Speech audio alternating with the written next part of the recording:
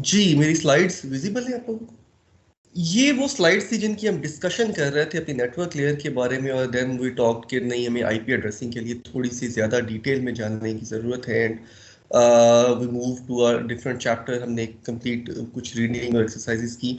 Now we know कि हमारी IP addressing कैसे काम करती है, नाउ वी नो कि हमारे सब नेटवर्क्स कैसे बनते हैं, now we know the transition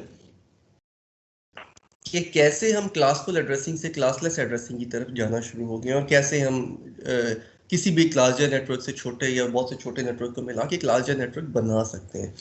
ठीक है, अभी हम अपनी स्लाइड्स पे वापस आते हैं। ये वो पिक्चर है जिसपे हमने अपनी डिस्कशन लास्ट टाइम पे क्लोज की थी। जस्ट एक ओवरव्यू देखे गुजरते हुए, बिकॉज आई अंडरस्टैंड कि अभी आप लोग इसमें बहुत कंफर्टेबल हैं। यहाँ पे हमारे पास 3 सब नेटवर्क्स थे। This was one part of the sub network. ठीक है, सब लोगों की नेटवर्क एड्रेस सेम होंगे। जनरली अगर आपको यहाँ पे मास्क या क्लास नहीं बताई गई होती तो यूजुअली इट्स अज्यूम्ड कि ये क्लासफुल एड्रेसिंग में कोई एग्जांपल आपको कोट की हुई है। यहाँ पे नहीं बताई हुई तो यू कैन अज्यूम कि क्लासफुल एड्रेसिंग में एग्जांपल आपको कोट की हुई है। ठीक है, जब आपको मास्क या क्लास बता दी जाए तो देन आपने उसके हिसाब से आना होता है कि ठीक है अब ये क्लासलेस हो गया है, क्लासलेस है। लेकिन अगर आप गौर करें तो अभी भी ये टिपिकल वही 24 बिट का जो है नेटवर्क एड्रेस के साथ ये 3 सब नेटवर्क बने हुए हैं। इस केस में हमने बात की थी कि हमारे पास यहाँ पे 1 2 3 3 ये सब नेटवर्क्स हैं, प्लस 1 2 3 3 ये सब नेटवर्क्स भी हैं। एक चीज हमने और देखी थी कि राउटर का जो इंटरफेस मेरे नेटवर्क से कनेक्टेड होता है उस इंटरफेस को भी कोई ना कोई एड्रेस चाहिए, और वो मेरे ही नेटवर्क एड्रेस होना चाहिए so that my machines can talk to that interface. Obviously router के जो इंटरफेसेस दूसरे नेटवर्क्स को कनेक्ट कर रहे हैं उनके एड्रेसेस उन नेटवर्क्स के हिसाब से होंगे।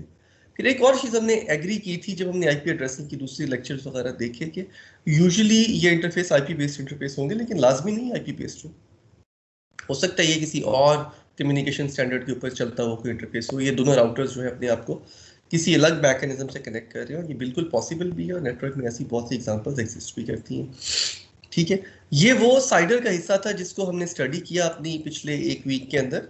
नाउ वी अंडरस्टैंड कि कैसे किसी भी साइज का सब नेटवर्क या prefix network address prefix address रखा जा सकता है, और कैसे number of host, for example in this particular case हमारे पास 9 बिट है होस्ट की एड्रेस स्पेस, इसको फर्दर डिस्ट्रीब्यूट किया जा सकता है मुख्तलिफ हिस्सों में। अब मैं वापस आपको रिलेट करवाता हूँ एक बहुत टिपिकल एग्जांपल के साथ। जी, do you remember this slide? Yes sir. यहाँ पे अपने एक बात का जिक्र किया था कि ये जो एड्रेस है ये लॉन्गेस्ट प्रीफिक्स मैचिंग थी ना, ये छोटा है, और ये जो प्रीफिक्स एड्रेस है ये निस्बतन बड़ा है। ठीक है, और ये ऐसी एग्जांपल्स आ रही थी। For example in this second packet we talk के ये दोनों इंटरफेसेस जो है इंटरफेस मेरी सेकंड एंट्री और third entry which corresponds to link interface 1 and 2, ये दोनों पॉसिबल कैंडिडेट हो सकते हैं फॉर द सेकंड पैकेट। लेकिन सेकंड पैकेट का लॉन्गर मैच जो है वो इस बड़े वाली एंट्री के साथ बन रहा था, तो हमने पैकेट को इस आउटगोइंग इंटरफेस नंबर 1 पे भेजा। अब इसकी एक प्रैक्टिकल एग्जांपल देखते हैं, ये क्यों हुआ था, ये कैसे हुआ था, ये क्यों एक लॉन्गर एंट्री हमारे पास एग्जिस्ट करती थी। सपोज हमारे पास 2 आईएसपीज हैं जो कनेक्टेड हैं मुल्क में या हमारे शहर में to the rest of the world. एक ये फ्लाई बाय नाइट आईएसपी थी, इसने 8 लोगों को 8 ऑर्गेनाइजेशंस को इंटरनेट दिया हुआ था। 8 ऑर्गेनाइजेशंस को इंटरनेट दिया हुआ था, और इसने जो नेटवर्क फैमिली से दिया हुआ था 23 बिट की इसने नेटवर्क प्रीफिक्स यूज किया हुआ था। इन 8 ऑर्गेनाइजेशंस की अब इसने बाहर की दुनिया को 8 एडवर्टाइजमेंट्स भेजनी थी यहाँ पे। तो हर राउटर पे, हर राउटिंग टेबल पे 8 एंट्रीज आनी थी फ्लाई बाय नाइट आईएसपी के लिए। लेकिन सुपर नेटवर्किंग हो सकती है, तो instead of advertising these 8 entries, fly by night ISP advertised just 1 super net entry. तो मेरा नेटवर्क प्रीफिक्स जो 23 था इस एग्जांपल में यहाँ पे वो 20 रह गया, क्योंकि मैंने 8 नेटवर्क मिलाए थे, तो 3 बिट्स जो थी it move to the left. तो असल में राउटर्स यही कर रहे होते हैं, आईपी क्योंकि कॉन्टिजियस है और जैसे जैसे राउटर्स अपने से आगे की लेयर पे ये एडवर्टाइजमेंट्स भेज रहे होते हैं, तो पिछली एडवर्टाइजमेंट्स को एट टाइम्स हम सुपर नेटवर्किंग के जरिए निस्बतन छोटा कर पा रहे होते हैं. अब now instead of sending 8 entries we advertise just 1 entry. उसका फायदा ये हुआ कि यहाँ पे मौजूद राउटर्स पे सिर्फ एक एंट्री ऐड हुई. ऐसे ही कोई एक और आईएसपी थी आरयूज के नाम से, वो अपने कोई नेटवर्क यहाँ पे एडवर्टाइज कर रही थी. तो हमारी एड्रेसिंग बहुत ठीक से चल रही है. एक रिएक्शन तो यही बन गया, we are advertising this one address जो कि 20 बिट लॉन्गर है एंड दिस वन एड्रेस जो कि 16 बिट लॉन्गर है. Now let's talk about a situation जब इन 8 में से एक कंपनी कोई भी लेट्स से 203.23.18.0 जो है, लेट्स सपोज ये कंपनी जो है ये कहती है हमने फ्लाई बाय नाइट आईएसपी से इंटरनेट सर्विसेज नहीं लेनी, हमने इस ऑर्गेनाइजेशन से आईएसपी आरयू से इंटरनेट सर्विसेज लेनी है and they want their systems to be connected to this ISP. ठीक है. One more thing they do want is कि इनके जो IPs हैं ये चेंज ना हो. They want कि ये इन्हीं IPs को रखें लेकिन ये इस नई ISP के जरिए कनेक्ट हो जाए. हमारी ये क्लासलेस एड्रेसिंग और लॉन्गेस्ट मैचिंग हमें ये भी अलाउ करती है. बहुत सिंपल है. ये वाला सिनेरियो कुछ ये बन जाएगा.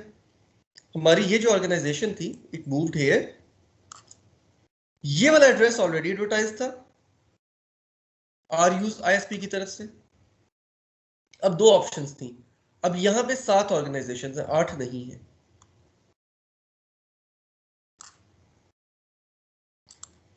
अब क्योंकि सुपरनेट बन नहीं सकता है तो एक ऑप्शन थी कि फ्लाई बाय नाइट आईएसपी यहां पे 7 डिफरेंट राउट्स एडवर्टाइज करें बाकी की दुनिया को. वो एक वैलिड ऑप्शन है, इट विल वर्क. और आईएसपी आरयूज जो है यहाँ पे 2 राउट एडवर्टाइज करें. One was the previous path जो कि वो पिछली आईपी स्कीम का था, और एक ये नई आईपी स्कीम जो इसके साथ अभी कनेक्ट हुई है उसकी वजह से ये एडवर्टाइज करें. लेकिन इससे जो ग्लोबल आईपी एड्रेसिंग है वहां पे टेबल्स पे जो एंट्रीज ऐड होंगी वो 7 और 2 ये 9 एंट्रीज ऐड हो जाएगी. तो हम इनको अभी भी कम कर सकते हैं. फॉर एग्जाम्पल ज्यादातर लोग इस सुपरनेट के सर जी सॉरी सर ये थोड़ा सा रिपीट कर दें सर. ये लास्ट से सर जब आप ये थोड़ा कनेक्शन का सर इशू हो रहा था सर, ये लास्ट में भी आपने बताया था कि आईएसपी जब इससे कनेक्ट होगी तो उसके बाद समझ नहीं आया. मैं रिपीट कर. Thank you sir. ये एक इंटरेस्टिंग केस है. आप अगर इसको ठीक से समझते हैं ना तो आई बिलीव कि आप इंटरनेट में फॉरवर्डिंग का जो मैकेनिज्म है ना उसमें बहुत अच्छे से समझ जाएंगे. ये कोई लेट्स सपोज सिर्फ ये 2 कंपनीज है जो इस्लामाबाद में इंटरनेट बेचती हैं. एक फ्लाई बाय नाइट आईएसपी और एक आईएसपी आरयूज है. Let's suppose fly by night ISP जो है इसने 8 ऑफिसेज को इंटरनेट दिया हुआ है. सिग्नल्स कॉलेज है, ईएमई है, फास्ट है, टीसीएस है, कोई 7-8 कंपनीज है जिसको इसने इंटरनेट दे रखा है. 23 नेटवर्क प्रीफिक्स के साथ इसने इंटरनेट दिया हुआ है. Network address 23 bits longer. और ये 8 की 8 कंपनीज जो हैं ये कॉन्टिजियस एड्रेसेस इनको एलोकेट हुए हैं. तो सुपर नेटवर्किंग में हमने एक चीज पढ़ी थी कि हम नेटवर्क्स को छोटों को मिला के एक बड़ा नेटवर्क बना सकते हैं. तो इंस्टेड ऑफ एडवर्टाइजिंग 8 राउट्स, जो बिल्कुल वैलिड चीज है, एडवर्टाइज किए जा सकते हैं, काम करेंगे, लेकिन हम चाहते हैं कि राउटर्स पे एंट्रीज कम हो. तो फ्लाई बाय नाइट आईएसपी ने एक सुपरनेट एंट्री बनाई. अब 8 नेटवर्क्स का सुपरनेट बनेगा तो 3 बिट्स कंज्यूम होगी सुपरनेट के लिए, इसलिए नेटवर्क साइज जो है इट ड्रॉप फ्रॉम 23 to 20. एक सुपरनेट एंट्री बनाई और बाहर की दुनिया को एडवर्टाइज कर दी. तो बाहर के इन राउटर्स पे ग्लोबल इंटरनेट के अंदर सिर्फ एक एंट्री है जो इस्लामाबाद में यहाँ आने के लिए मौजूद है, या एक एंट्री इसकी वजह से जो यहाँ आने के लिए मौजूद है. नंबर ऑफ एंट्रीज हमने कम कर दी, पहला एडवांटेज. अब मैंने कहा लेट्स से कि किसी एक टाइम पे कोई एक कंपनी है जो कहती है कि हमने ना इंटरनेट फ्लाई बाय नाइट से नहीं लेना, आईएसपी आरयू से लेना है.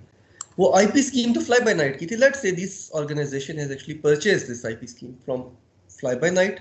नाउ दे वांट कि हम आईएसपी आरयू से इंटरनेट लें लेकिन आईपी एड्रेस स्कीम हमारी यही चले. तो ये सिनेरियो कुछ ऐसा बन जाएगा. ISP ARUs will have to advertise 2 routes. ये ऊपर वाला जो राउट है 199.31 वाला, ये तो ऑलरेडी एडवर्टाइज ही था इनसे. ये एक नया राउट यहां पे आ गया है.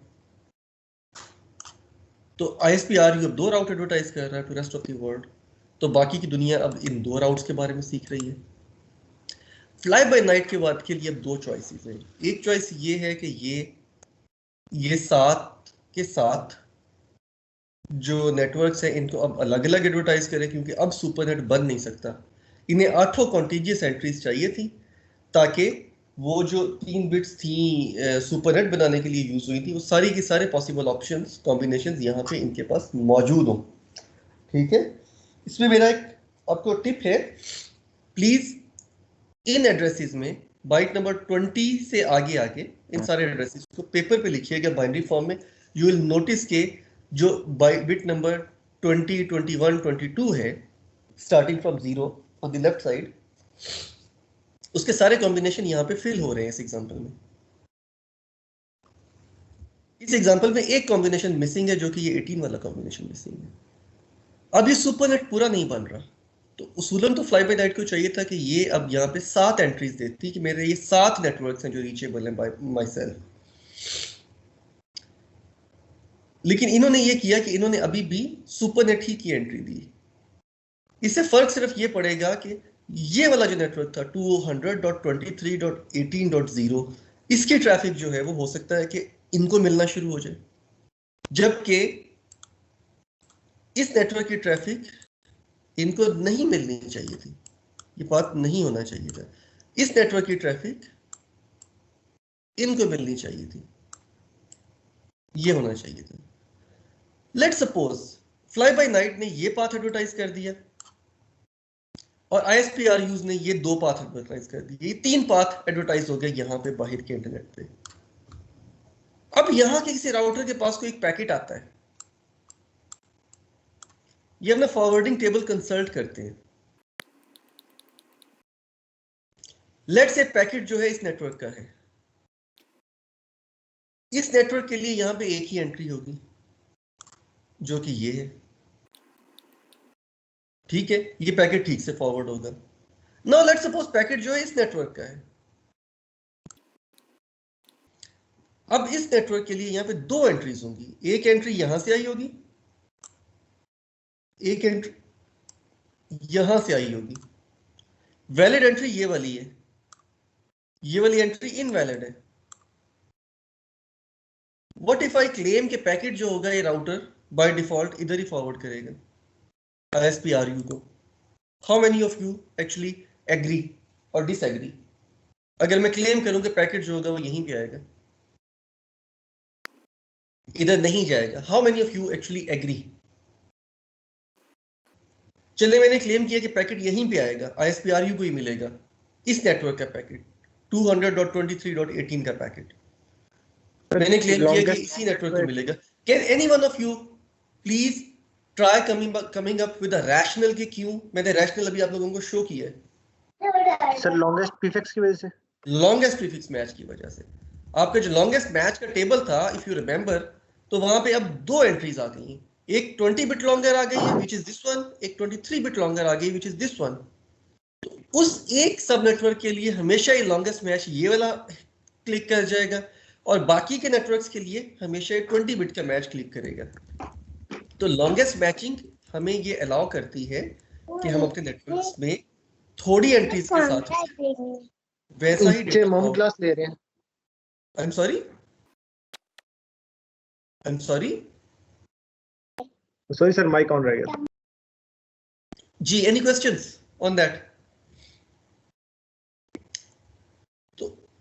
लॉन्गेस्ट मैचिंग के टाइम पे जो हमने एक डिस्कशन जनरेट की थी, जहां पे हमने कहा था कि actually a few hundred entries जो है they are more than sufficient किसी भी राउटर के ऊपर, वो बहुत सफिशिएंटली पूरी दुनिया की राउटिंग स्पेस को चला सकती हैं। रीजन यही था, वी नो कि आईपीस कॉन्टीजियस हैं। जब भी कोई राउटर आगे किसी पाथ को एडवर्टाइज कर रहा होगा, जैसे इसने इस इंफॉर्मेशन को जब आगे एडवर्टाइज किया तो इसने सुपरनेट बना दिए। तो इन राउटर्स को सुपरनेट बने हुए मिले हैं, तो इन राउटर्स के पास तो जो है एंट्रीज टू सर्च बहुत ही थोड़ी होनी शुरू हो गई हैं। जैसे जैसे आप इंटरनेट में ऊपर के लेवल्स ऑफ हायरार्की पे जाते जाएंगे, आपके लिए नंबर ऑफ पैकेट्स बड़े कम रहते जाएंगे। यही हम चाहते थे कि हमारे जो राउटर्स हैं, जो एजिस पे मौजूद हैं, जो हमारे नेटवर्क्स को बाकी की दुनिया से कनेक्ट करते हैं, उन पे तो मल्टी मिलियन सर्चेस पर सेकंड चाहिए, तो वो लिटरली वांटेड कि वहां पे कुछ ही एंट्रीज हो जिनको हम पर सेकंड सर्च कर सकें। इसके साथ कुछ हिस्सा आपका मैंने इंटेंशनली सेल्फ स्टडी के लिए छोड़ रखा है। Usually I cover it by some small assignment. Try reading some portions in your book. वहां पे इवन राउटर की हमने ये मॉड्यूल्स डिस्कस करने की कोशिश की हुई है कि कैसे वो पैकेट फॉरवर्डिंग को मजीद एफिशिएंट करता है। फॉर एग्जांपल एक मैकेनिज्म तो था कि राउटर के पास पैकेट आया, उसने इसको अपनी फ्लैश में कॉपी किया, इनकमिंग वाली फ्लैश में कॉपी किया, फिर उसको आउटगोइंग वाली फ्लैश में कॉपी किया, फिर वो ट्रांसमिट हुआ। तो ये जो रीड और राइट के यहाँ पे डिलेज थे, ये भी बड़े राउटर्स के लिए बहुत अच्छे डिलेज नहीं है। तो जब भी हम हाई परफॉर्मेंस राउटर्स की बात करते हैं तो पहली चीज हम रीड राइट डिलेज और स्विचिंग फैब्रिक की बात करते हैं। तो we have very comprehensive electronic circuitries here, जो करती ये है कि as soon as any of these routers start receiving any packet, they start generating that packet on this side of the link। ठीक है, इसका हमें वहां से भी फायदा आता है कि हमारे जो आईपी पैकेट्स होते हैं उसके सिर्फ हेडर के ऊपर चेकसम होता है। तो as soon as that checksum is cleared on first 20 bytes of packet, we can start creating that packet on this side of the link। तो इस चीज को जनरली नेटवर्क की जुबान में एक टर्मिनोलॉजी इस्तेमाल की जाती है कि हम लाइन स्पीड पे डेटा फॉरवर्ड करना शुरू हो गए। We are starting to transmit data at exactly the same rate at which we have started receiving our data। तो राउटर्स इस लिहाज से बहुत तेजी से डिलेस को कवर कर जाते हैं। यही वजह है कि मैं अपने कंप्यूटर को एक राउटर के तौर पे चला सकता हूँ, इट विल वर्क। मैं 2 ईथरनेट कार्ड लगाता हूँ, एक ईथरनेट कार्ड को एक नेटवर्क से कनेक्ट करता हूँ, एक को दूसरे से करता हूँ। ठीक है, उन दोनों नेटवर्क्स को मैं कहता हूँ कि ये जो है अब 2 सब नेटवर्क्स हैं which are connected through my computer which is a router. This works. आप I would very strongly encourage कि आप अपनी लिनक्स में ये काम करें, आप अपने रास्पबेरी पाई को एक राउटर बना दें। ठीक है, उसमें ईथरनेट और वाईफाई मौजूद है। Try one computer with wifi to it and try one computer with ethernet to it. आपने सिर्फ आईपी फॉरवर्डिंग को एनेबल करना है, it works as a router. अच्छा, प्रॉब्लम कहाँ आता है? प्रॉब्लम आता है कि ये उतनी स्पीड पे डेटा नहीं भेज सकेगा। जब हम बात कर रहे होते हैं 100 गीगाबिट पर सेकंड इंटरफेस है या गीगाबिट पर सेकंड इंटरफेस है, तो अब मुझे देखना है कि मेरा वो जो राउटर या डिवाइस मैंने एनेबल किया है उसके ये फ्लैश में रीडिंग और राइटिंग के डिलेज जो हैं वो इतने ज्यादा तो नहीं है कि ये मैं गीगाबिट पर सेकंड या 10 गीगाबिट या 100 गीगाबिट पर सेकंड पे डेटा ही ना भेज सकूं। पॉइंटर देता हूं आपको अटैच करने के लिए। Try copying a file to your system. अब देखिए उसमें कितना डिले आता है, आपको अंदाजा होगा।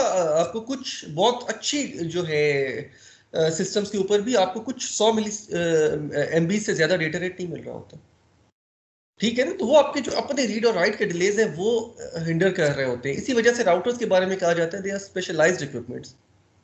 सॉफ्टवेयर की हद तक कोई प्रॉब्लम नहीं था, राउटिंग टेबल सेट करने की हद तक कोई प्रॉब्लम नहीं था। लाइन स्पीड पे डेटा चलाने के लिए we needed that switching fabric. अपनी बुक में से इसको पढ़िएगा। Generally I add it as a assignment जिसको आपने पढ़ना होता है और आपने मुझे अपने वर्डिंग्स में लिख के एक्सप्लेन करना होता है कि मुख्तलिफ कौन सी टाइप्स है और कैसे कैसे वो इस फॉरवर्डिंग को स्पीड अप कर रही होती हैं। तो by now we are done with the forwarding path. DHCP आप अपनी लैब में कर चुके हैं, so you have a very fair idea of the subject. यहाँ पे बहुत थोड़े से पॉइंटर्स हैं DHCP के बारे में जो मैं आपको देना चाहूंगा। वी ऑल नो कि IPs इन मशीन्स को एलोकेट करना जो है इट्स अ टीडियस जॉब। दोनों ऑप्शंस है, manually it can be done on each machine, लेकिन imagine the scale of the college, बड़ा मुश्किल है कि हर मशीन को जाके हम फिजिकली IP एड्रेस दें। Now imagine it at PTCL scale. हर कंप्यूटर जो कनेक्ट हो रहा है उसको IP चाहिए, तो फिजिकली हर यूजर को IP देना जो है ये महंगा काम है। या तो हम IP यूजर के साथ फिक्स कर दें कि जब भी मैंने PTCL से कनेक्शन लिया है वो IP मुझे सेल आउट कर दें। उस केस में PTCL को बहुत सारे IP चाहिए होंगे।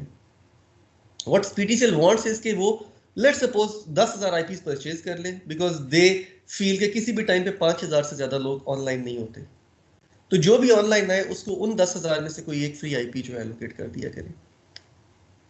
जब वो यूजर छोड़ के नेटवर्क को चला जाए तो वो दोबारा से फ्री IP में शामिल हो जाए, अब किसी और को दिया जा सकता है। तो bye purchasing a very smaller number of IP addresses PTCL can actually entertain a very large user base, क्योंकि किसी भी एक टाइम पे ऑनलाइन जो यूजर बेस होती है वो usually that is may be 1/10 of the users. तो यहाँ पे रीयूजेबिलिटी का एक कॉन्सेप्ट आ रहा है। नंबर वन, नेटवर्क एडमिनिस्ट्रेटर के एंड पे बहुत ईज आ रही है। Network administrator now don't have to go and physically configure each IP address on each machine. ठीक है, वो सिंपली यहाँ पे we just need to have some automated service जिसके जरिए से आईपीज इन सबको एलोकेट हो रहे हो। मुझे जोन से, पीटीसीएल से, डीएचसीपी के जरिए आईपी मिलता है। कॉलेज में मैं आके बैठता हूँ तो कॉलेज के अंदर एक डीएचसीपी सर्वर पड़ा हुआ है। We need to have this one machine. मैं अपने कंप्यूटर को डीएचसीपी सर्वर बना सकता हूँ। मुझे एक छोटा सा सॉफ्टवेयर पैच इंस्टॉल करना है which runs on UDP port number 67 I believe. ठीक है, तो मेरी मशीन जो है it can start working as a DHCP server. Server को आपने देखा पैकेट ट्रेसर वगैरह में खुद से आप कॉन्फ़िगर करते हैं कि कौन सी स्टार्टिंग रेंज से कौन सी एंडिंग रेंज जो है वहां तक आपने आईपी एलोकेट करनी है। Server simply keeps track of free IP addresses और वो हर नए आने वाले यूजर को उस पूल में से एक एक फ्री आईपी दिया जाता है। जब कोई आईपी यूजर स्पेयर कर जाता है या एक खास अरसे तक रीन्यू नहीं होता है तो दिस सर्वर अंडरस्टैंड्स कि अब ये फ्री पूल में वापस आ चुका है, तो ये सर्वर अगले किसी और मशीन को वही आईपी एलोकेट कर देता है। Now this server is actually keeping a track कि कौन से यूजर को किस टाइम से लेके किस टाइम तक मैंने कौन सा आईपी दिया था। तो वो जब हम बात करते हैं कि log files can actually help us in tracing out कि कौन सा यूजर था जिसने फिजिकली ये वाली ईमेल जनरेट की थी, तो वो लॉग फाइल से मुराद काफी हद तक ये वाली इंफॉर्मेशन भी होती है, क्योंकि आईपी तो डायनेमिक है ना, कभी किसी को मिला था कभी किसी को मिला था। At that point in time वो आईपी किस यूजर के पास था, तो वो मैपिंग वो किसी लॉग एंट्री में यहाँ पे मौजूद होगी विच टेल्स के IP223.1.1.1 जो है ये यूजर एक्स को इस स्टार्टिंग टाइम से इस एंडिंग टाइम के दरमियान में मिला हुआ था। ठीक है, मैकेनिज्म इज प्रीटी सिंपल। कुछ चीजें हैं जो यहाँ पे मैं चाह रहा हूँ गौर करें। हमारे 4 मैसेज होते हैं डीएचसीपी का ब्रॉड का, यूजुअली डिस्कवरी, ऑफर, रिक्वेस्ट और एक्सेप्ट, ये 4 स्टेप्स होते हैं। कुछ सवाल है which I want to ask. ये कंप्यूटर नेटवर्क पे आया है, it needed to have an IP address, इसने डीएचसीपी को मैसेज करना है। इस कंप्यूटर को नहीं पता डीएचसीपी सर्वर का आईपी एड्रेस क्या है, तो डेस्टिनेशन आईपी मुझे क्या रखना चाहिए सर? लेकिन वो तो डीएचसीपी को मतलब फॉरवर्ड करेगा कि उसे एक आईपी असाइन करे ना, क्योंकि वो ऑटोमेटिकली मतलब डायनेमिकली तो उसे असाइन नहीं कर रहा, मतलब ऑटोमेटिकली वो किसी कोई भी एक आईपी से दे सकता है। देखिए एग्रीड डायनेमिकली असाइन करेगा, लेकिन आपका पैकेट सर्वर तक तो पहुंचना है ना। मैंने एक पैकेट जनरेट किया नेटवर्क में, देयर कुड बी 100,000 पैकेट्स। हर मशीन ने हर पैकेट को तो प्रोसेस नहीं करना। जनरली मशीन फौरन से पैकेट लिखती है, डेस्टिनेशन का एड्रेस पढ़ती है, अगर उस मशीन का होता है तो वो उसको प्रोसेस करती है वरना नहीं करती। तो we have to address every packet, we have to address every packet. ये हम डिस्कशंस कर चुके हैं पहले कि अगर एक ऐसा पैकेट है जो मैं चाहता हूं कि सबको एड्रेस हो जाए, एटलीस्ट मैं ये चाहता हूं कि पैकेट सबको एड्रेस हो जाए, तो उसको हम ब्रॉडकास्ट एड्रेस कहते हैं। ब्रॉडकास्ट एड्रेस के बारे में मैंने आपको ये बताया था कि इसमें होस्ट की कॉरेस्पॉन्डिंग बिट्स जो होती हैं 1 हो जाती हैं, नेटवर्क की कॉरेस्पॉन्डिंग बिट्स 0 हो जाती हैं। एग्रीड? Yes sir. अब फिर सवाल आता है कि नेटवर्क की कॉरेस्पॉन्डिंग बिट्स जो है, वो जो होस्ट की कॉरेस्पॉन्डिंग बिट्स मैंने 1 कर भी दी है, नेटवर्क की बिट्स वही रहती हैं, तो हमें तो ये भी नहीं पता कि नेटवर्क एड्रेस कौन सा है। हो सकता है ये 10 डॉट फैमिली में से हो सकता है 192 डॉट फैमिली में से हो सकता है 172 डॉट फैमिली में से हो, ए बी सी किसी भी क्लास में से हो सकता है, मुझे कुछ भी नहीं पता है। तो if I want to generate a packet जो ग्लोबल ब्रॉडकास्ट कर सकता हो, जिसको हर मशीन एक्सेप्ट करे, तो उसको मैं कह सकता हूं कि ये ग्लोबल ब्रॉडकास्ट एड्रेस है। एक्चुअली यस मैं कह सकता हूं।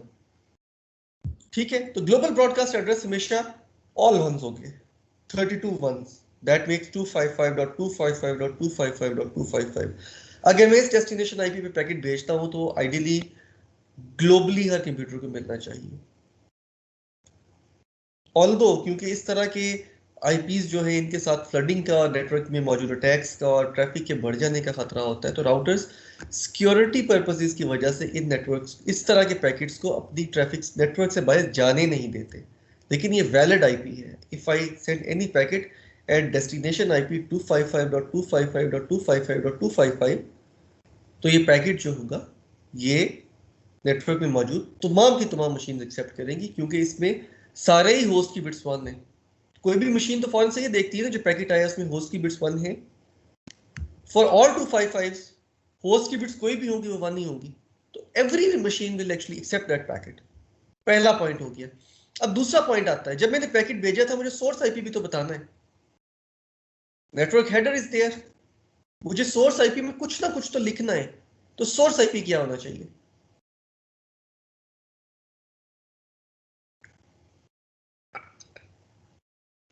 Actually we have a reserve family.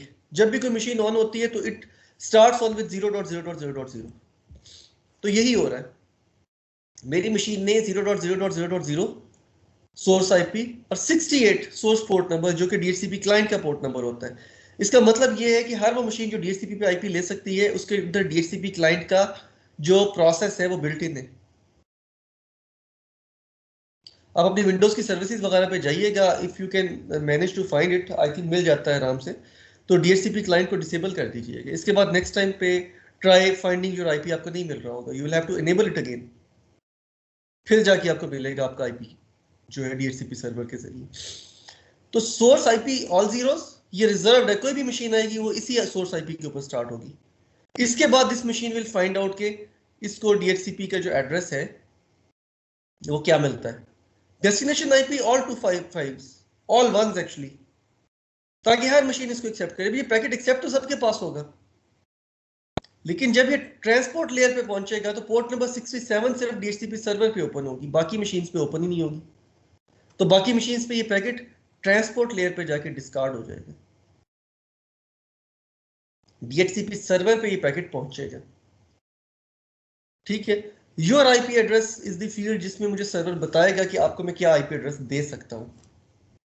ठीक है, क्योंकि अब मल्टीपल मशीन्स आ सकती हैं इसी सोर्स आईपी के साथ, फिक्स्ड आईपी के साथ एक ही टाइम पे, तो generally a random transaction ID is added to each packet.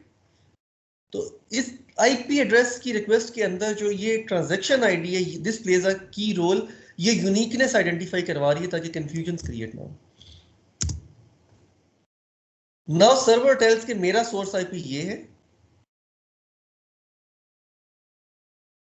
packet is still a broadcast packet so that every client on the network learns के, and if there are multiple DHCP servers in the network they can also learn के ये वाला IP जो है ये offer हो रहा है किसी एक क्लाइंट को, तो any other client should refrain from using this IP address।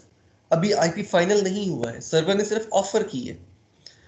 This was DHCP discover packet जिसमें सर्वर को मेरा ब्रॉडकास्ट मैसेज किया, आई डिडंट इवन नो कि सर्वर का आईपी क्या है। सही है, सर्वर ने एक रिप्लाई में भी ब्रॉडकास्ट पैकेट दिया है जिसमें उसने मुझे ऑफर किया है कि this is one IP address that is available, if I want to use it I can use it. अब मैं रिक्वेस्ट करूंगा फॉर दिस आईपी एड्रेस। इस रिक्वेस्ट में मैं सर्वर से आईपी एड्रेस मांगूंगा। यहां पे थोड़ी सी कंफ्यूजन भी आती है, ये रिक्वेस्ट जो है ये दोबारा ब्रॉडकास्ट है, although I know the IP address of this server now. इस रिक्वेस्ट को ब्रॉडकास्ट इसलिए रखा जाता है if there are multiple DHCP servers they should learn कि ये एड्रेस जो है ये रिजर्व हो रहा है। ठीक है, and if there are multiple clients in this system तो उन्हें भी अंदाजा हो जाए कि इस आईपी के साथ उन्होंने रिक्वेस्ट नहीं करनी है। ठीक है, सर्वर दोबारा ब्रॉडकास्ट में कंफर्मेशन मुझे भेज रहा है so that every machine in the network knows. मेरी ये जो रिक्वेस्ट गई थी, अगर आप गौर करें, मैंने सोर्स आईपी अभी भी 0.0.0.0 रखा हुआ है, although server has already offered me कि ये आईपी एड्रेस अवेलेबल है। मैंने अभी तक इसको यूज नहीं किया है, इसलिए यूज नहीं किया है बिकॉज ये अभी मैंने सर्वर से एक्नॉलेजमेंट नहीं ली है कि आईपी मेरा फिक्स हो चुका है। तो I send a message with source IP 0.0.0.0 to a broadcast IP address, server confirmed the packet again to a broadcast IP address, और इसने मुझे कहा कि ये IP अब आपके साथ रिजर्व्ड है फॉर दिस मच टाइम। इतने टाइम के अंदर अंदर मैंने या तो इस IP को रिन्यू करना है, वरना सर्वर जो होगा इट विल कंसीडर कि ये जो IP था ये फ्री हो चुका है, and server will add this IP to the available pool of IP addresses. Any question so far? Sir शुरू में सर आपने बताया था डीएचसीपी सर्वर के बारे में। सर इफ मतलब अगर हमारे पास कंडीशन है कि अगर वो फेल कर जाता है, जैसे हम पहले मैक्सिमम अपनी एक लिमिट सेट करते थे कि 3 कंप्यूटर्स को असाइन होगा आईपी एड्रेस, बाकियों को नहीं होगा। अब सर्वर को हमें ये हमारे सर्वर को ये तो नहीं पता कि आगे हमारे पास मतलब 10,000 आईपीज नीडेड हैं या 20,000 आईपीज नीडेड हैं, एक एग्जांपल है। तो उस केस में सर अगर हमारे पास आईपी फेल कर जाती है तो फिर क्या होगा? ठीक है, हम इसको डिस्कस भी कर लेते हैं। एक चीज, नेटवर्क्स जो है ये बहुत हैंड्स ऑन चीज है। इसको डिस्कशन से ज्यादा आई वुड वेरी स्ट्रांगली इनकरेज कि आप खुद से किया करें। मैं आपको DHCP सर्वर की जगह बताता हूँ। आपके पास वाईफाई, PTCL का, जोंग का, टेलीनॉर का, किसी न किसी का मौजूद होगा इंटरनेट, यूजुअली सबके पास है। नहीं भी है तो आपके कोलीग्स में से किसी के पास है। आप पहले मैं आपको बता रहा हूँ कि आप हैंड्स ऑन इसको कैसे खुद कर सकते हैं। इसके बाद आई वुड सजेस्ट कि जो आपका पॉइंट था उस पर हम डिस्कशन भी करें। आप जब उस इंटरफेस पे जाते हैं, इंटरफेस पे जाने का तरीका क्या है? उस गेटवे का IP अपने वेब ब्राउजर में रखें। वो यूजर नेम पासवर्ड मांगेगा आपसे, यूजुअली एडमिन होता है अगर आपने चेंज नहीं किया, वरना यू शुड नो कि आपने क्या IP रखा था। उधर जाएं, जाके आप अपनी DHCP की सेटिंग्स पे जाएं। जनरली यू एलोकेट अ पूल। मसलन मैं DHCP सर्वर मुझसे पूछता है स्टार्टिंग रेंज क्या है और एंडिंग रेंज क्या है। मैं उसे कहता हूं कि you can allocate an IP address from 192.168.1.30 and the ending IP is 192.168.1.50। तो अब मैंने उसको 20 IPs दिए, 21st IP नहीं है उसके पास। 21st पे वो ऑफर नहीं कर सकेगा, लिमिट एक्सीडेड आ जाएगी। अगर 21st क्लाइंट आएगा, आप इसको छोटा भी कर सकते हैं, 2 कंप्यूटर्स के लिए घर में तजर्बा कर लें, सिर्फ 2 IP रखें, तीसरी मशीन ऐड इन करें, तो यू विल फाइंड आउट कि तीसरी मशीन को IP नहीं दे पा रहा है। ठीक है, तो मशीन अनएलोकेटेड प्रैक्टिकल नेटवर्क्स पे जो है 169 टाइप एक एड्रेस लेके बैठ जाती है, वो किसी काम का नहीं होता। ठीक है, अगर अवेलेबल होगा तो सर्वर एलोकेट कर सकता है, नहीं होगा तो सर्वर एलोकेट कर ही नहीं सकता। Try doing this. आप अपनी मशीन पे जाएं, आप अपनी ना जो DHCP की रेंजेस है ना वो अपनी मर्जी की रखें। You can choose any range from 10.family, 192.family, 172.family, क्योंकि वो यूजुअली नेटेड डिवाइस होता है, तो आपकी वो उस रेंज में आपके कंप्यूटर्स को IP मिलना शुरू हो जाएंगे। इसके बाद आप अपनी डिवाइस की IP सेटिंग्स में जाके देखिए, आपका IP वो हो चुका होगा जो आपने उस रेंज में रखा था। अगेन DHCP प्रोटोकॉल स्टैंडर्ड है, इसका सॉफ्टवेयर स्टैंडर्ड नहीं है। उस प्रोटोकॉल के साथ कंप्लाइंट सॉफ्टवेयर मैं खुद अपना बना सकता हूँ। वेब स्टैंडर्ड प्रोटोकॉल है, वेब ब्राउजर का सॉफ्टवेयर स्टैंडर्ड नहीं है।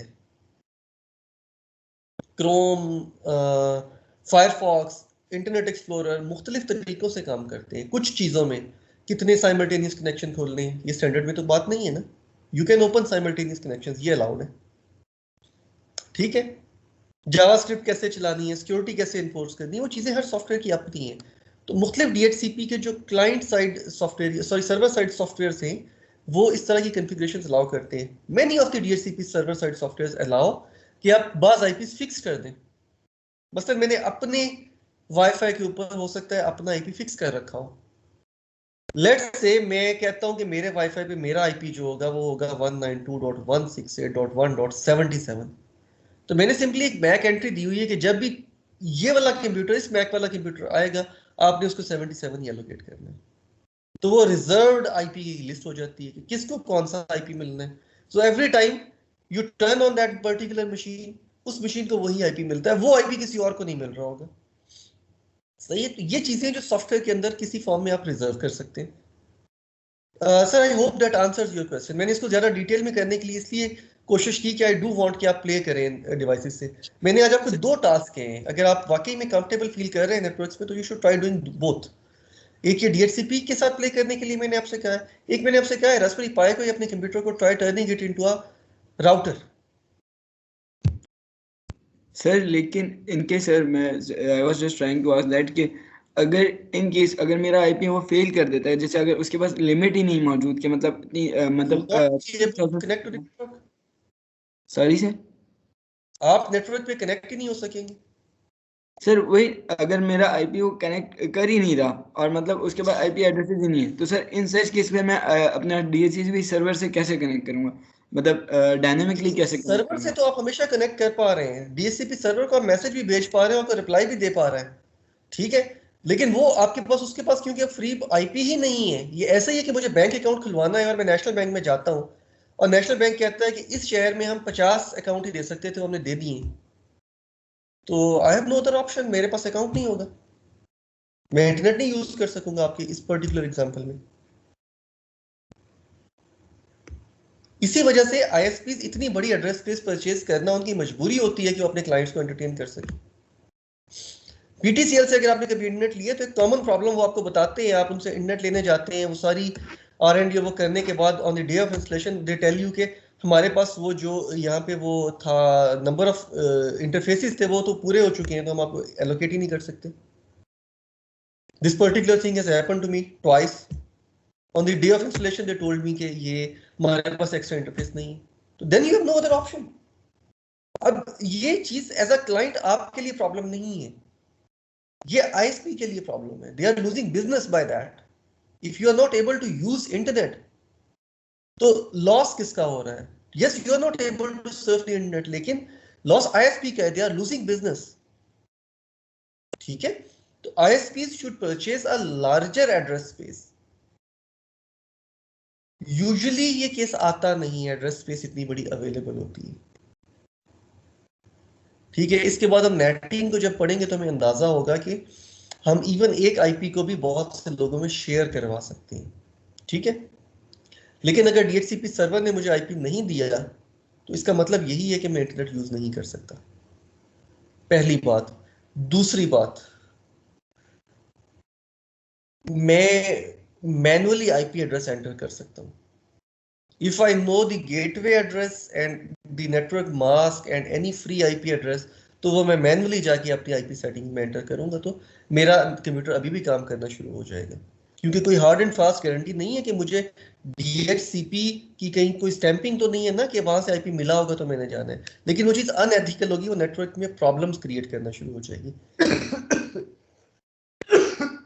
If you are getting messages, usually आपने देखा होगा बाज दफा मैसेज के there is an IP address conflict on the network, उसकी यूजुअल वजह यही हुई होती है कि किसी एक ने मैन्युअली कोई आईपी एड्रेस एंटर कर दिया होता है। सर्वर उसको फ्री समझ रहा होता है, सर्वर वो किसी और को एलोकेट करने जाता है तो वहां पे आईपी एड्रेस कॉन्फ्लिक्ट आ जाता है।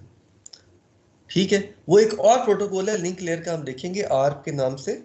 वो प्रोटोकॉल डिस्कवर करता है, इवन डीएचसीपी को पता भी नहीं चलता कि एक आईपी पे 2 अलग अलग लोग आ गए। लेकिन डीएचसीपी एक सर्वर है। यहाँ पे इंटरनेट में सबसे जो इंटरेस्टिंग चीज है ना आपके नेटवर्क्स में, वो इसकी लेयरिंग और इसकी हर चीज का आइसोलेटेड होना है। डीएचसीपी इज नॉट कंसर्न कि आपका इंटरनेट चलता है या नहीं चलता है। इसकी जिम्मेदारी इतनी है कि जो भी यूजर आएगा इसने उसको एक वैलिड आईपी एड्रेस देना है और वैलिड गेटवे एड्रेस बताना है, इससे ज्यादा ये कंसर्न नहीं है। उस यूजर ने आईपी में कोई प्रॉब्लम की है, उस यूजर ने कहीं कोई फाउल प्ले किया है, वो चीजें डीएचसीपी सर्वर नहीं ढूंढ रहा, उसके लिए अलग से सॉफ्टवेयर होंगे। मैलिशियस यूजर को आइडेंटिफाई करने के लिए हो सकता है अलग से कोई सर्विस लिखी गई हो। डीएचसीपी सर्वर का काम आईपी देना है। As a network administrator usually बहुत रिसोर्स कंस्ट्रेंट कंपनी होगी या बहुत बुरा नेटवर्क एडमिनिस्ट्रेटर होगा अगर वो इतनी बड़ी एड्रेस स्पेस ना रख सके कि वो सारे यूजर्स को एंटरटेन कर दे। ठीक है sir, that answers your question और not? Yes sir.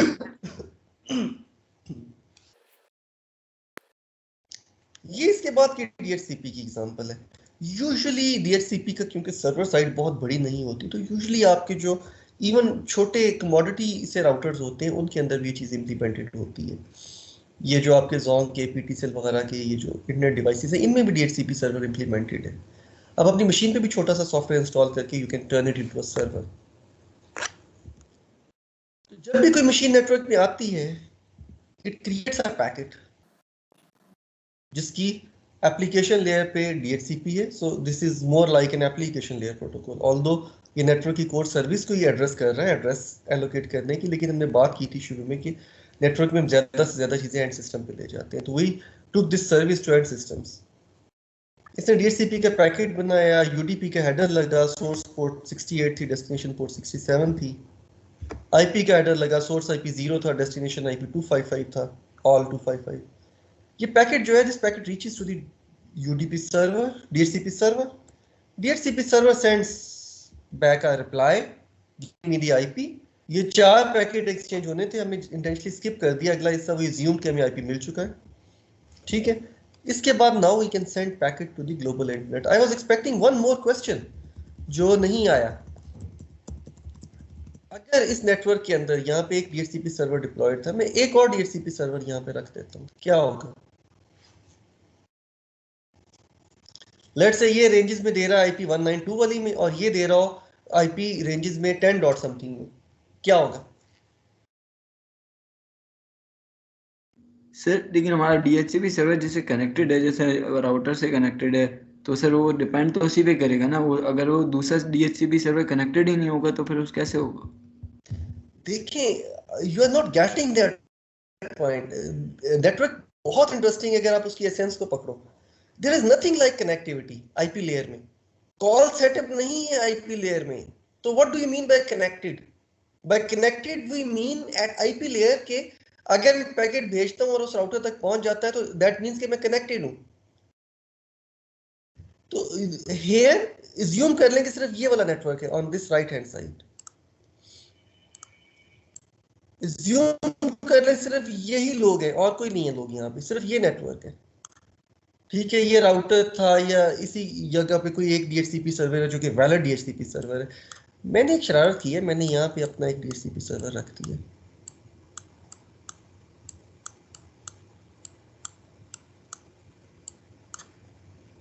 There are mechanisms of enforcing security इस तरह की चीज़ों को ढूंढने के, लेकिन स्टैंडर्ड में ये चीज़ें नहीं है। मैंने अगर एक और डिवाइस रख दिया तो इस नई आने वाली मशीन का पैकेट इसको भी मिल रहा है और इसको भी मिल रहा है, और ये नई आने वाली मशीन जो है, this machine actually can not tell कि इसने किसका रिप्लाई जो है उसको एक्सेप्ट करना है। इस मशीन को क्या पता? प्लग एंड प्ले नेचर तो यही कहती है ना, मैं तार लगाऊं और इंटरनेट यूज करना शुरू कर दूं।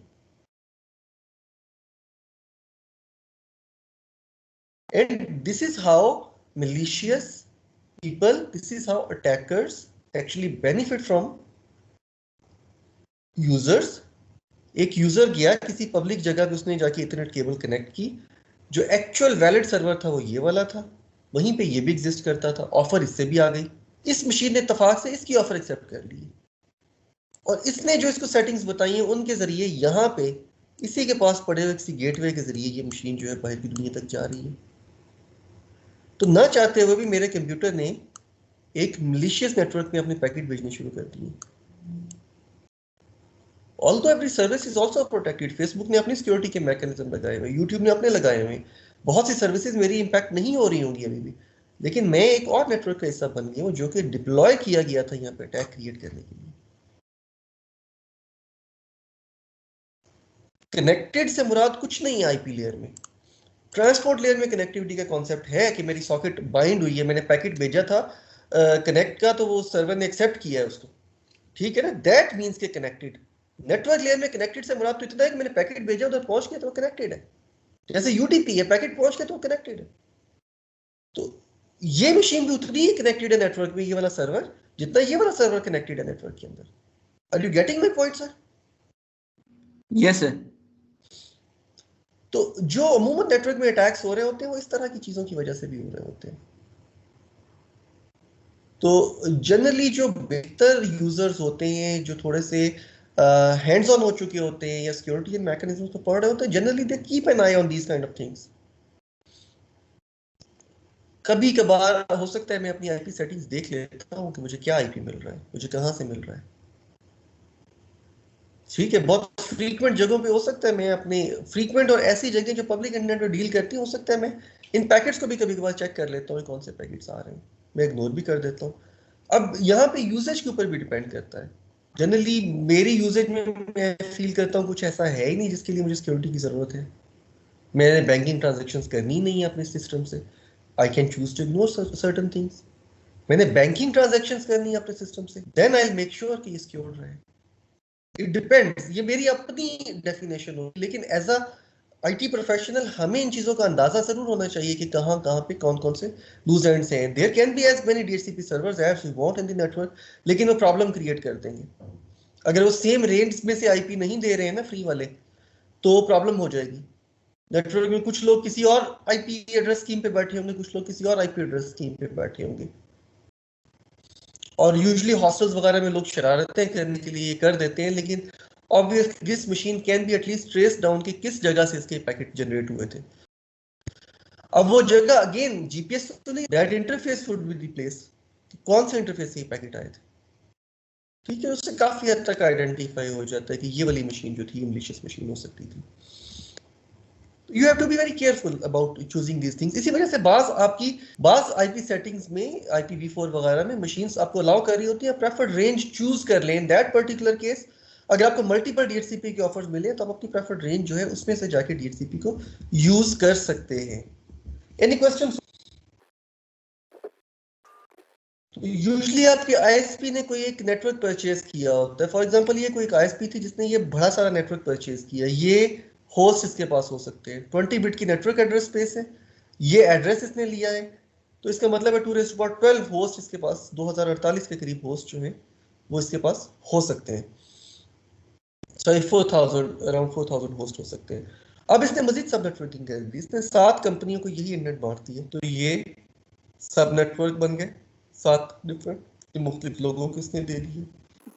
ICANN, Internet Corporation for Assigned Names and Numbers, is the organization जो allocate करती है IP addresses to different countries, to different ISPs. Obviously, companies pay to them for their services. अब जाके आउट ऑफ क्यूरियोसिटी इनकी site वगैरह को visit कीजिएगा, देखिएगा अब कौन सी एड्रेस स्कीम्स वगैरह अवेलेबल होती हैं। वैसे ही आई डोंट आई थिंक इनके ऊपर तो नहीं, लेकिन गूगल से आपको काफी इंफॉर्मेशन मिल जाएगी दैट टेल्स कौन से IP रेंजेस जो है कौन से मुल्कों में कौन से रीजन में अवेलेबल है।